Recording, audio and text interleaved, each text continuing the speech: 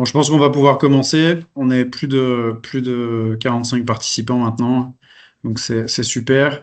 Voilà, je vous souhaite la bienvenue dans ce webinaire. Donc, je suis Benoît Cozanet, je suis le directeur commercial de What Matters.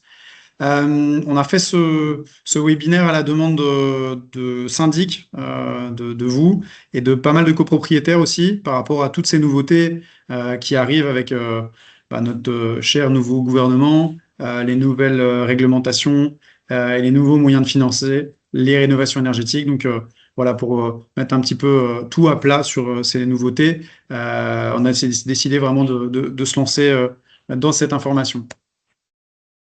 Euh, Donc, aujourd'hui, on va essayer de faire un webinaire qui va durer 20-25 minutes et on se concentrera sur 5-10 minutes de questions à la fin pour essayer d'être le plus condensé possible et vous communiquer le plus d'informations, mais en restant quand même assez concret. Donc, le contexte, aujourd'hui, il évolue quand même rapidement. Voilà, vous n'êtes pas sans savoir, les primes vont sûrement disparaître. La transition énergétique, on a pas mal de travail à faire là-dessus à Bruxelles. On nous a beaucoup posé des questions sur est-ce que le photovoltaïque, ça reste rentable? Est-ce que c'est toujours d'actualité? On a tous aussi l'impact de l'ETS2, donc c'est une taxe qui arrivera en 2027. Voilà, il y a tout ce contexte-là qui font exploser les charges énergétiques. Donc, on est là un peu pour répondre à toutes ces questions. Évidemment, le nouveau gouvernement, ça a suscité beaucoup de questionnements, surtout au niveau de Rénolution, parce qu'on attendait pas mal d'informations à ce niveau-là. Il y a toujours, on est dans un espèce d'étau. D'un côté, on avait les prix, mais on savait pas sur quel pied danser. Est-ce que ça allait être conservé, pas conservé? On avait les taux de l'autre côté en se disant il y a des amendes pour le PEB qui arrivent, il y a des réglementations que l'Union européenne nous impose. Donc voilà, maintenant on a un peu plus d'informations par rapport à tous ces sujets. Petite présentation de What Matters. D'abord, qui on est? Donc on est ce qu'on appelle une ESCO, une société de services énergétiques. Initialement, on a été connu pour les cogénérations qu'on a fait pendant quand même assez longtemps. On est établi à Bruxelles depuis 2015. On travaille essentiellement avec les copropriétés à Bruxelles, parce qu'il y a déjà pas mal de travail à faire ici. On travaille sur tout ce qui est chaufferie, pompe à chaleur. C'est vraiment ça notre corps de métier. On est beaucoup aussi connu pour le photovoltaïque qu'on fait en tiers investissement, puisque je pense qu'on est le seul tiers investisseur à Bruxelles. On a été convoqué par le Parlement bruxellois il y a quelques semaines. On a rencontré notre concurrent qui est Brussol, qui nous expliquait qu'il souhaitait plus trop travailler sur les copropriétés. Donc, c'était un peu notre seul concurrent aujourd'hui sur le photovoltaïque. Voilà.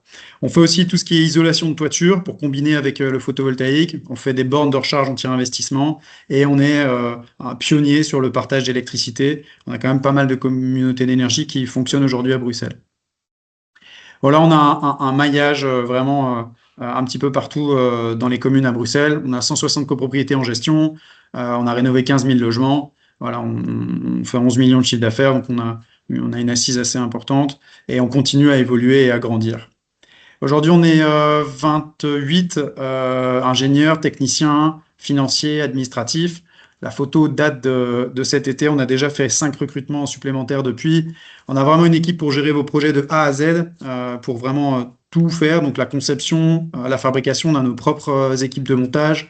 Le financement, on finance nous-mêmes les projets. Donc, évidemment, on passe par des banques, notamment par Belfius qui nous suit.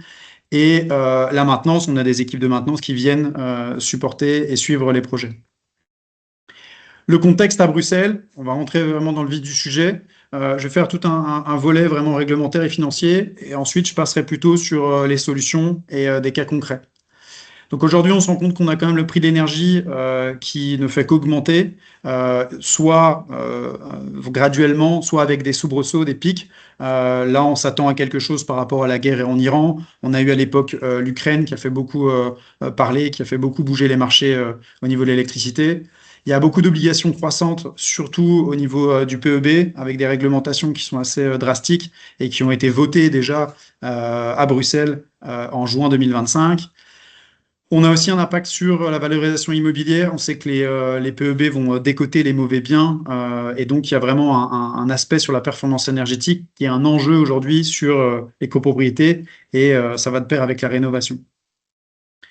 Pourquoi l'énergie va-t-elle continuer à augmenter? Donc on a déjà une explication que je réexpliquerai plus en détail après, c'est le TS2, c'est une taxe par rapport au CO2. Euh, une taxe qui va arriver sur le mazout et sur le gaz principalement. On a aussi tous les objectifs de décarbonation à Bruxelles et plus largement en Europe. On a la sortie progressive des énergies fossiles. On a aussi des investissements qui sont assez massifs dans l'isolation des enveloppes des bâtiments. Voilà, il faut réduire ces émissions de CO2 parce que Bruxelles met cette pression. Il y a des textes qui ont déjà été votés et qui ont déjà été mis dans les instances. On a aussi un investissement sur les réseaux, la modernisation au niveau électrique, donc tout cette électrification du chauffage, de la mobilité avec les voitures électriques, et aussi la production d'énergie verte via des cogénérations, via des panneaux photovoltaïques. Ça fragilise un petit peu le réseau, et donc il y a des investissements qui vont être faits, notamment par Sibelga. Donc il y a une hausse des coûts de distribution et une hausse aussi des coûts des taxes qui pourront arriver prochainement. Et on a la volatilité sur le marché. On est dépendant des importations du gaz. On a aussi une forte dépendance par rapport à l'électricité. Et donc, produire sa propre électricité, c'est vraiment immuniser ce prix-là, notamment dans les copropriétés. Alors, les évolutions importantes aujourd'hui, donc c'est la fin des primes résolution, ça vous en avez sûrement entendu parler, le budget est sous pression. L'État aujourd'hui doit faire 1 milliard d'économies sur les 9 milliards que Bruxelles dépense. Donc chaque dépense évidemment va être scrutée et regardée à la loupe. Pour information, le budget résolution en 2024, c'était 65 millions de primes. Donc, c'est une goutte d'eau par rapport aux économies qu'il va falloir faire. Et donc, chaque détail et chaque budget va être regardé. On a aussi une priorité qui a été donnée à la fusion des administrations. Donc, on a Urbans, Bruxelles Environnement en perspective, qui sont vraiment des gros chantiers que le gouvernement va vraiment se focaliser là-dessus. On a l'introduction de nouveaux mécanismes de financement. Donc, on parle des taux, des prêts à taux zéro, des prêts à taux préférentiels. Dans la politique, donc le document de politique régionale qui a été édité, on parle des deux mécanismes. Je vais vous en dire un peu plus par rapport à ça. On a du tiers investissement via donc, les ESCO, les sociétés énergétiques comme What Matters. Le gouvernement et les discussions qu'on a eues dernièrement, parce qu'on a rencontré certains dirigeants politiques, ils nous ont vraiment expliqué qu'ils voulaient mettre l'accent sur les sociétés privées et le tiers investissement pour aussi permettre toutes ces rénovations énergétiques. On a l'évolution des certificats verts. Donc, entre 2025 et 2026, par exemple, on a perdu 11% de certificats verts. On s'attendait à avoir eu un arrêt des certificats verts, c'est pas le cas. Je vais vous en parler aussi. Le TS2 et la réforme du PEB avec des exigences qui sont quand même renforcées. Donc, c'est vraiment des évolutions qui vont transformer la manière de financer les rénovations. Révolution, qu'est-ce qui change? Donc, le budget qui est vraiment sous forte pression, les primes qui avaient été suspendues en 2024 et continuent en 2025 vont être complètement arrêtées. Aujourd'hui, on ne sait pas ce qui va se passer avec le véhicule Révolution. Ce qu'on entend, c'est que de toute façon, les primes qui ont été validées en 2024, elles vont être complètement payées. Ça nous a été validé dernièrement. Donc, on sait que les budgets ont été débloqués. Par contre, il faudra que les primes aient été acceptées. Je sais qu'il y a des dossiers qui sont en cours chez vous et où il manquait certaines pièces, par exemple, et il y a des dossiers qui ont été annulés. Aujourd'hui, ces dossiers-là, d'après ce qu'on sait, ne pourront pas être réintroduits. Et donc, s'ils ne sont pas acceptés, ils ne pourront pas être payés.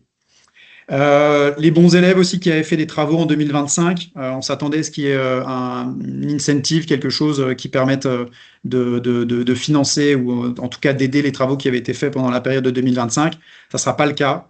Vraiment, c'est une année blanche 2025 pour les politiques et on repart sur des nouvelles réglementations pour 2026. L'orientation vers les mécanismes de financement, il se met dans deux catégories. Il y a vraiment les prêts à taux zéro, les prêts à taux préférentiels qui vont devoir être déployés. Et il y a aussi le financement via des mécanismes privés. Donc, comme je disais, l'État compte aussi sur des sociétés comme nous pour pouvoir financer les travaux et apporter des solutions par rapport à ça. Ce qu'il faut anticiper, c'est vraiment la diversification des modes de financement. Il ne faudra plus compter sur les primes. Aujourd'hui, l'État ne peut plus se permettre de débloquer des primes, ou en tout cas, ce sera très restreint. Il y en a encore, donc il faut quand même en bénéficier. Il faut combiner les prêts. Il y a toujours des certificats verts, il y a toujours du tiers investissement qui est possible. Donc on est là pour trouver des solutions innovantes. Donc il faut pouvoir en bénéficier. Et voilà, agir maintenant pendant que les mécanismes existent encore. Du côté du politique, quand on discute avec eux, ils sont assez transparents en nous disant que tout ce qui est aujourd'hui mis en place ou tout ce qui s'arrête, c'était prévu. Pendant une dizaine d'années, il y a eu des primes.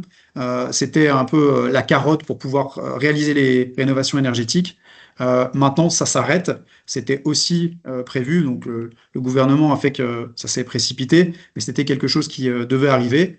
Et les mécanismes qui vont arriver avec des amendes, notamment pour le PEB, c'est aussi quelque chose qui était prévu du côté du politique. Donc il y a toujours ce phasage en trois étapes. D'abord, on incite en donnant des primes. Ensuite, on fait une période de transition où il ne se passe rien, mais on prévient que des amendes vont arriver. Et demain, on oblige. C'est vraiment dans ce cadre-là qu'on arrive. Le TS2, qu'est-ce que c'est? C'est une nouvelle taxe carbone au niveau européen, donc elle sera entrée en vigueur en 2027. En gros, ça va augmenter le prix du gaz et le prix du mazout, concrètement. Euh, on se rend compte qu'il y aura une augmentation de 15 à 30% sur le prix du gaz naturel, et le mazout de chauffage, ça va être entre 20 à 40%. Et ça va être acté dès 2027. Donc pour le ménage moyen, ça va représenter entre 250 à 600 euros en fonction des modes de consommation. Donc c'est pas anodin, ça va vraiment alourdir toutes les charges déjà assez énormes sur les copropriétés, notamment celles qui sont au mazout. Le PEB, donc on a quand même une augmentation de la valeur immobilière liée au PEB. Je parle souvent, moi, d'une étude qui a été faite par ImoWeb et via le bureau d'études qui s'appelle SmartBlock. Je vous ai mis dans la présentation que je vous communiquerai aussi l'article qui est paru dans l'Echo qui montre en fait l'évolution du prix du mètre carré ou du prix du foncier, du prix vraiment du mètre carré en fonction de l'évolution d'une lettre PEB à une autre. On se rend compte qu'il y a un impact qui est quand même assez énorme, et c'est vers ça que le politique veut aussi amener à conscientiser les copropriétaires en se disant quand on passe d'un PEB C à un PEB B pour un appartement de 90 mètres carrés, on fait plus 30 000 euros. Donc évidemment, c'est à la revente, mais on a cet impact-là qui est assez significatif. L'écart de prix entre un PEB A et un PEB G, il est quand même de plus ou moins 1600 euros. Donc il y a une vraie plus-value latente, puisqu'elle ne sera qu'au moment de la vente. Mais c'est un signal pour les copropriétaires que rénover, c'est aussi améliorer la valeur de son patrimoine, et que la rénovation permet de faire des économies au niveau des consommations électriques et de chauffage, mais aussi de valoriser son bien. Donc il y a vraiment un accent qui est mis là-dessus. Les conséquences de cette réforme PEB, c'est qu'il y a une obligation progressive d'améliorer la performance énergétique. Ça se traduit sur plusieurs choses. Donc, tout le monde, y compris les logements, les commerces, tout le bâti à Bruxelles va devoir avoir un certificat PEB pour 2030. Vous avez la fin des classes énergétiques F et G avec des amendes à la clé en 2033. Bruxelles Environnement nous a déjà donné les clés de répartition aussi des amendes. 50% de l'amende sera due à partir de 2033, et les copropriétés auront 2 ans pour faire les rénovations et ne pas avoir les 50 autres pourcents d'amende. Donc c'est vraiment quelque chose qui sera acté. Il y a une solidarité aussi qui va être mise au niveau des amendes sur les PEB. Donc il n'y a pas de PEB global sur le bâtiment, c'est un PEB qui est individuel.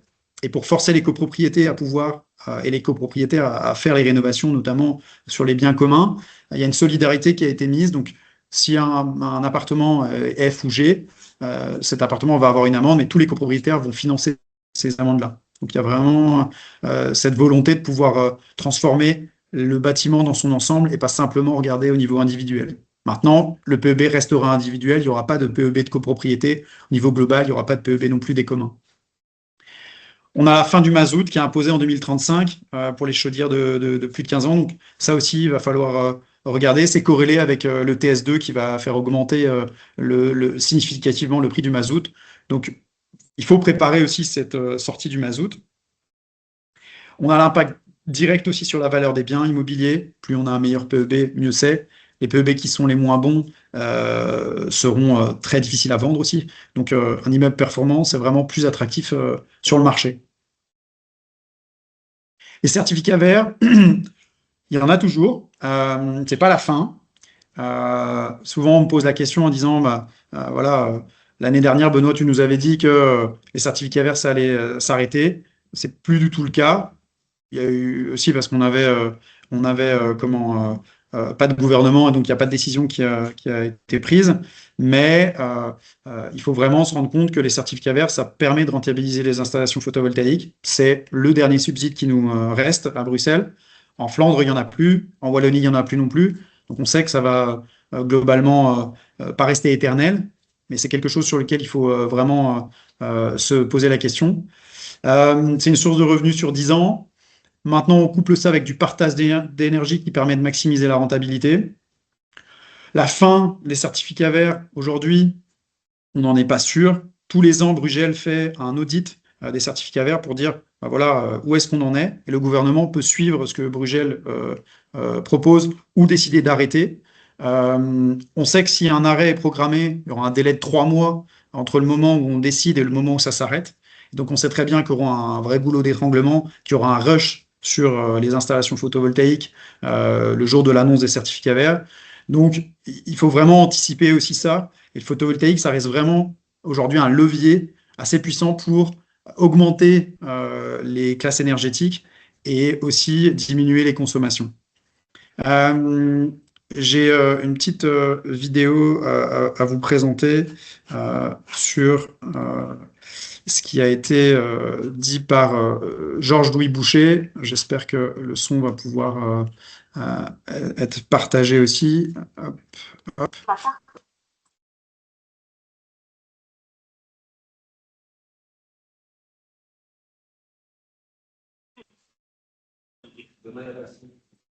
Le son n'a pas l'air de marcher, mais je vous enverrai la petite vidéo. C'est une vidéo qui est parue il y a quelques semaines, une intervention de Georges-Louis Boucher. Alors, moi, je ne fais pas de politique, je ne suis pas pour ou contre, mais aujourd'hui, on sait que le gouvernement a quand même une couleur. Et donc, il annonçait que les certificats verts, pour lui, ne seraient pas éternels et ne doivent pas servir à financer quelque chose qui permet aujourd'hui de générer un gain. Et donc, c'est vrai que le photovoltaïque, on a un gain qui est immédiat. Les certificats verts viennent subventionner quelque chose qui rapporte déjà de l'argent. Donc, pour lui, c'est vrai que c'est quelque chose qui n'est pas intéressant à conserver. Donc, on est encore sur cette recherche d'économie sur le gouvernement. Les solutions de financement, qu'est-ce qui existe? Donc, on va aborder les prêts à taux zéro, le prêt taux préférentiel. Il y a deux idées qui se confondent. Il y a toujours le fonds propre, évidemment. Vous avez le tiers investissement et il y a ne rien faire. Le prêt à taux zéro, le prêt taux préférentiel, donc c'est vraiment pour faciliter les décisions en assemblée générale et pouvoir faciliter aussi l'accès à de l'argent. Ça étale le coût des rénovations dans le temps. Ça permettrait des rénovations qui seraient plus ambitieuses, en tout cas c'est ce que les politiques nous disent, et ça réduit le frein financier par rapport aux copropriétaires. Parce que les taux aujourd'hui s'envolent et donc c'est vrai qu'avoir un taux qui est préférentiel, ça peut aussi faciliter les décisions. L'avantage concret, c'est vraiment que ça a un faible impact sur les charges mensuelles, c'est ça le but, c'est de rendre le financement accessible et d'accélérer les projets de transition énergétique. Alors, les bruits de couloir, les différentes discussions qu'on a pu avoir avec certains politiques ou certains décideurs, c'est qu'aujourd'hui, le mandat que le nouveau gouvernement a, il est très court. Il reste aujourd'hui 1200 jours pour déployer les réformes, mettre en place ces prêts et tout ce qui a été annoncé. La réforme qui nous a été montrée comme prioritaire, c'est vraiment la fusion et l'allègement de l'administration, donc Urban, Prédictive, Bruxelles Environnement. Donc ça, c'est un gros chantier qui va devoir être mis en place. Les cabinets commencent à se former. Donc, ce que je veux dire au travers de ça, c'est qu'il ne faut pas s'attendre à avoir des décisions sur les prêts avant 2027. Aujourd'hui, 2026, ça va être une année de transition. Et donc, il ne faut pas attendre d'acter ou de commencer à faire des rénovations puisque le gouvernement ne sera pas prêt tout de suite. Les prêts à taux zéro, ils nous ont dit que ça allait être difficile aussi, parce qu'aucun dispositif opérationnel aujourd'hui n'est prêt. Les acteurs ne sont pas encore trouvés, les seuils, les plans d'action ne sont pas encore définis. Donc il y a encore toute cette mise en place qui doit se faire. Le financement, potentiellement, il serait plus coûteux que les primes de révolution. Parce que financer toutes les rénovations énergétiques, même avec des taux zéro, c'est pour ça qu'il y a cette nuance entre taux préférentiel et taux zéro, ça va coûter très cher. Ça va décaler dans le temps, puisque ce n'est pas le gouvernement initial maintenant ou même le futur qui va vraiment payer tous ces taux, puisque ça va s'étaler dans le temps. Mais donc, c'est aussi une charge qu'on va mettre sur les gouvernements et les années qui vont suivre. Donc, il y a vraiment un système complet à mettre en place d'ici 2029 pour qu'on ait cette performance-là. Résolution, aujourd'hui, on entend qu'on va avoir une annulation, en tout cas une mise en pause du système par rapport au fait qu'on n'ait plus de primes. Le retour des primes, aujourd'hui, il n'est pas du tout d'actualité. On a vraiment enterré le système. Dans l'accord de gouvernement, on a un focus sur l'agrément des sociétés de services énergétiques privées pour mettre en place les taux zéro. Donc, les discussions qu'on a aujourd'hui, et on était au MIPIM cette semaine à Nice, donc c'est un grand rassemblement pour tous les promoteurs et tout le milieu de la construction à Cannes en France, mais ça concerne aussi beaucoup la Belgique. On a eu la possibilité de discuter avec des responsables politiques qui nous ont dit, nous on compte mettre en place quelque chose pour que les sociétés comme les vôtres puissent donner accès à ces taux préférentiels, puissent vraiment avoir donné de l'accès à cet argent. Dans la même veine, on a signé nous une convention de financement avec Finance Bruxelles la semaine dernière pour un montant de 3,7 millions d'euros pour financer tous les projets qu'on a aujourd'hui l'envie de faire, donc que ce soit sur le photovoltaïque ou sur des rénovations de chaufferie. Donc on a un vrai impact sur ces transformations-là. Le fonds propre, c'est toujours possible, notamment pour le photovoltaïque. L'investissement, ça reste rentable. Le propriétaire est directement propriétaire de l'installation, donc c'est aussi intéressant. Le ROI, il ne faut pas se cacher, il est plus intéressant, puisque quand on passe avec un tiers investisseur, évidemment, nous, on capte une partie de l'intérêt. Et donc, quand on est propriétaire de ces installations, évidemment, c'est plus intéressant. Par contre, il y a des inconvénients qui sont gommés parce que nous, on propose être responsable de son exploitation, c'est aussi des contraintes. Il faut gérer la revente de ses certificats verts, il faut faire la maintenance. Il y a toujours un risque sur les certificats verts que nous, on assume quand on est tiers investisseur. Et il y a aussi ce fait d'immobiliser des fonds propres pour d'éventuels projets plus urgents. C'est vrai que le photovoltaïque, pour le citer, immobiliser de l'argent sur du photovoltaïque alors qu'on a peut-être des rénovations à faire sur la chaufferie et les ascenseurs. Comme le photovoltaïque, c'est quelque chose qui n'est pas indispensable, mais c'est une cerise sur le gâteau. C'est intéressant aussi de faire appel à des tiers investisseurs pour garder de l'argent pour pouvoir et de la trésorerie pour pouvoir faire d'autres travaux. Donc j'y viens, le tiers investissement, c'est vraiment 0 € d'investissement initial pour la copropriété. Pour les installations photovoltaïques, on va capter les subsides, donc les certificats verts. Pour les installations énergétiques comme les pompes à chaleur et les chaufferies, là, on va étaler le paiement, on va se servir de la banque et on va pouvoir, nous, faire ce qu'on appelle des charges énergétiques, donc refacturer à la copropriété des charges énergétiques qu'on va étaler sur une durée plus longue que ce que pourrait faire la banque pour amortir complètement les actifs. C'est une solution qui est vraiment assez intéressante pour l'optimisation énergétique. Les contrats sont de durée de 15 à 20 ans. Et on a un remboursement aussi qui se fait par les économies qui sont générées et par les subsides. Comment passer à l'action? Le photovoltaïque, j'en parlais. Donc, notre offre, nous, c'est vraiment 0 € d'investissement pour la copropriété. On vient un petit peu de changer notre formule parce qu'on a eu un changement sur les taux de certificats verts. Notre formule maintenant, c'est vraiment 0 € d'investissement, y compris le monitoring et toutes les assurances et le SAV. On garantit une autoconsommation qui est entre 40 à 60% sur les charges communes. Ça, c'est gratuit. Donc, la copropriété divise en gros par deux ses charges communes au niveau électrique. Donc, il y a ce gain-là. On met en place le partage d'énergie. Donc, ça va permettre de bénéficier d'un tarif d'électricité pour les privatifs de 30% sur le tarif qu'ils pourraient avoir avec leur fournisseur classique. C'est vraiment ça qui est intéressant. Le monitoring LSAV, il est inclus. La garantie sur les panneaux aujourd'hui, elle est de 25 ans. Et nous, notre contrat, il est conclu sur 20 ans. Donc, on exploite les installations pendant ces 20 ans. Les chaufferies, ce qu'on fait aussi beaucoup, c'est vraiment des rénovations complètes de chaufferies qui sont conformes au niveau PEB. On fait ce qu'on appelle du leasing sur les chaufferies. Ça veut dire que on va nous faire l'investissement, installer et faire la maintenance des installations pendant 15 ans. Donc on fait zéro appel de fonds sur les installations. La redevance fixe pour le remboursement de l'installation, elle se fait pendant 10 ans. Et donc là, on refacture au niveau mensuel chaque copropriétaire. Et on a une redevance variable avec une garantie Omnium et une maintenance qui comprend vraiment la totalité des installations pendant 15 ans. Et donc, c'est vraiment un service premium. On fait la télésurveillance, on fait la garantie de rendement, on s'applique des pénalités et toutes les interventions et les modifications sont incluses dans nos offres. Les bornes de recharge, je passe rapidement, puisqu'on a une offre de tiers investissement sur les bornes de recharge, mais je pense qu'on refera un webinaire sur ces solutions-là, mais on a aussi des solutions qui permettent d'avancer sur les bornes de recharge. Donc le syndic, c'est vraiment une responsabilité, c'est le moment d'agir. Moi, je pense que anticiper, c'est aussi protéger. Voilà, les exigences PEB vont se durcir, les primes se sont déjà réduites.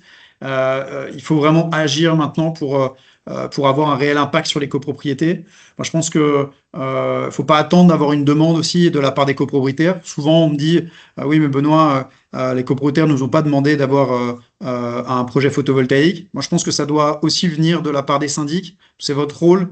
On doit pouvoir conseiller, proposer au moins une solution. Parce que aujourd'hui, on a des solutions qui sont bénéficiaires pour les copropriétaires grâce au certificat vert. Il y a plein de copropriétaires qui sont pas au courant de ça. Et je pense que proposer, ça coûte rien et ça permet de faire avancer certains projets. Pour avoir un ordre d'idée, l'année dernière, j'ai fait 64 assemblées générales sur du photovoltaïque. Et il y a 60 copropriétés qui ont choisi de travailler avec nous.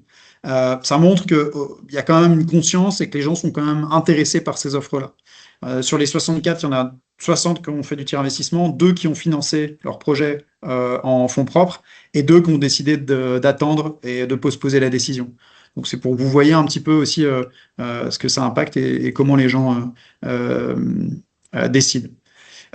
Proposer, c'est ce que je vous disais, ça coûte rien. Nous, on peut faire un screening de vos toitures, c'est gratuit. Là, si la proposition est rejetée, c'est pas un échec, c'est vraiment une proactivité, une base pour la suite. Les solutions, elles existent encore. Le tiers investissement, on est en train encore de le développer. Les communautés d'énergie sont en train de se développer. Les certificats verts, je pense que c'est la dernière année pour en profiter. La fenêtre se referme, donc il faut avancer. Redorer le rôle du syndic, c'est aussi le fait de proposer et d'anticiper tout ce qui est possible de faire aujourd'hui sur la rénovation énergétique. Ça vous permet de vous mettre en avant. On se rend compte au jour le jour, à force de faire des assemblées générales sur des projets qu'on a déjà faits, qu'avoir proposé des projets de solutions énergétiques, ça a un impact aussi sur la pérennité du rôle du syndic. Et nous, on est là pour vous accompagner. Vraiment, Watt Matters, on fait tout, le design, le financement. On fait des offres gratuitement. On se déplace en assemblée générale. On est là aussi pour faire le rôle de bureau d'études. Donc, n'hésitez pas à nous solliciter par rapport à ça. Donc, ce que moi, je vous propose concrètement, c'est on a déjà plusieurs syndics avec qui on travaille qui nous ont transmis leur listing de copropriété pour qu'on analyse toutes leurs toitures et qu'on puisse faire des offres sur toutes les toitures où c'est possible d'installer du photovoltaïque en tiers investissement, sans engagement. Les chaufferies, il faut anticiper la fin du mazout, donc on intervient nous en tant que bureau d'études pour chiffrer la totalité du remplacement et aussi expliquer le mode de financement avec le leasing ou le fonds propre. On fait des offres de maintenance sur des chaufferies existantes, donc on peut aussi intervenir en tant que maintenancier. Voilà, en tant que chauffagiste, on a cette capacité-là à vous faire des offres.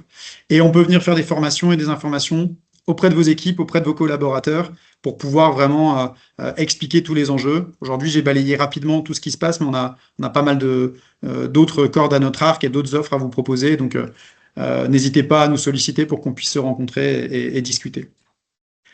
Voilà, moi j'en ai terminé. Je vais passer aux questions. Je vais juste demander à mes collègues, voir ce qu'ils ont pu avoir comme question. Alors, on me pose la question, qui a accès au taux zéro et quelle banque ou organisme les accorde? Donc aujourd'hui, les prêts à taux zéro ou taux préférentiel, parce que je pense que ce ne sera pas du taux zéro, après les sons de cloche qu'on a entendus, normalement seront accessibles. Donc il y a deux voies. Soit ça sera fait pour les copropriétés, et donc là, c'est l'ensemble de la copropriété qui pourra, via le syndic, accéder à ces taux préférentiels. Soit, et c'est ce que j'espère qu'il ne va pas être choisi, ça sera en fonction, ce sera des prêts plutôt au niveau personnel, et là, ce sera en fonction des critères d'éligibilité, des critères financiers. Voilà, on n'a pas d'informations par rapport à ça plus précises, et donc ils sont en train de construire la solution. Et les banques avec qui on a pu discuter aujourd'hui n'ont pas été sollicitées. Belfus, par exemple, ne sait pas encore comment va se construire ces offres-là. Y a-t-il sur Bruxelles un organisme comme Wallonie Entreprendre, pardon, qui propose un prêt subordonné pour les financements permettant de réduire l'empreinte carbone? Non, ça n'existe pas, ça encore. Aujourd'hui, nous, Wattmatters, on peut se servir via le leasing de vraiment de support financier. Donc, on fait via ces offres de leasing en chaufferie office de banque. Donc, ça veut dire que le prêt est contracté par Wattmatters et nous, on fait une convention directement avec la CP. Et donc, on peut être vraiment à l'interface par rapport à ça. Évidemment, vous, en tant que syndic, ça vous facilite la tâche, parce qu'il n'y a pas besoin de contracter un prêt à la banque et toutes les démarches qui à ça. Il n'y a pas de délai de forclusion non plus, puisque nous, on peut directement intervenir après la signature de la convention. Donc, c'est quand même aussi un avantage par rapport à ça. On essaie de faciliter la vie du syndic par rapport à ça. Y aura-t-il un retour négatif de la part de l'Europe par rapport à une année 2025 vierge du côté de la région dans le cadre des primes? On sait que la Belgique a reçu une enveloppe budgétaire pour les primes, mais quid? Aujourd'hui, pour 2025 et pour la suite, les primes sont totalement abrogées. Le système de primes est totalement mis de côté par le gouvernement et on ne s'attend pas à ce qu'il soit de nouveau sur le devant de la scène. On est plutôt sur des prêts à taux zéro. Comme je vous disais, l'État doit faire 1 milliard d'économies sur les prochaines années qui arrivent jusqu'à 2029. Et donc, tous les budgets qui vont pouvoir être économisés le seront. Évidemment, il y a aussi une ambition de rénover, mais ils vont plutôt activer que les copropriétaires doivent financer eux-mêmes leur rénovation et leur transformation plutôt que donner des subsides, des incentives pour améliorer. Ça, c'était l'époque qui est une époque un petit peu révolue. Quel est le coût moyen par mètre carré de la rénovation d'un bâtiment pour passer d'un PEB G à un PEB A? Alors ça dépend vraiment des projets, ça dépend de la taille des bâtiments. Mais je peux vous donner un exemple assez concret. On a fait une rénovation l'année dernière sur une copropriété de 187 lots. Évidemment, c'est une grosse copropriété, mais voilà, qui dit grosse copropriété dit aussi gros investissement. On a fait 1 650 000 € de rénovation. Donc, on a installé une nouvelle chaufferie, des pompes à chaleur, des panneaux photovoltaïques et une isolation de toiture. On a fait passer, nous, des certificateurs, donc c'était à Other Game. On a fait passer un certificateur avant et après la rénovation. Et on est passé de un PEB G, qui était l'appartement qui était en dessous de la toiture, à un PEB B, avec une rénovation qui est quand même assez énorme. En termes de financement, en termes en tout cas de prix de rénovation, ça aurait coûté, parce que ça a été une partie tir investi, ça aurait coûté 8 500 € par copropriétaire. Et donc, passer d'un PEB G à un PEB B, ça a coûté 8 500 € pour cette copropriété par appartement. Donc, finalement, on se rend compte que c'est pas un montant qui est non plus astronomique. Si on compare par rapport au remplacement de châssis, par exemple, pour 8 500 €, on n'a pas grand-chose. Si on devait changer des fenêtres ou des châssis, on peut changer 2, 3 châssis. Alors que là, ils ont eu une nouvelle chaufferie, des pompes à chaleur, des panneaux et une isolation de toiture. Donc, il y a un vrai impact à regarder les transformations au niveau commun plutôt que regarder l'individuel. En tout cas, c'est le message qu'il faut passer. Est-ce qu'il y aura une augmentation des coûts du mazout et du gaz en Wallonie et en Flandre également? Oui, tout à fait. Le TS2, c'est sur toute la Belgique. Il n'y a pas que à Bruxelles. Donc oui, oui, ça va impacter toute la Belgique. Voilà, j'en ai terminé. Je pense qu'on est vraiment dans le timing. Moi, ce que je vais faire, c'est que je vais vous renvoyer aussi un mail avec le replay de cette présentation. Je vous remercie vraiment d'avoir participé au webinaire et je vous souhaite une bonne journée. Merci beaucoup. À très vite.